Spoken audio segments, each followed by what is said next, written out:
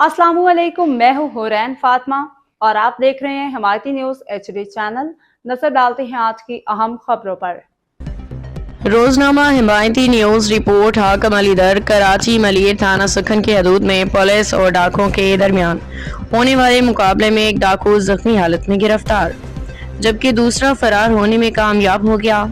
तफसीलात के मुताबिक भैंस कॉलोनी रोड नंबर 12 नज़द मक्की शाह के करीब पुलिस गश्त के दौरान मुलजिम से आमना सामना हुआ, जिस पे दोनों की जानिब से फायरिंग का तबादला हुआ। दो तरफा फायरिंग के नतीजा में मुलजिम अफसर खान वल्द रशीद खान जख्मी हालत में गिरफ्तार कर लिया गया, जबकि इसका साथी अंधेरे का फायदा उठाते मौका से फरार हो गया।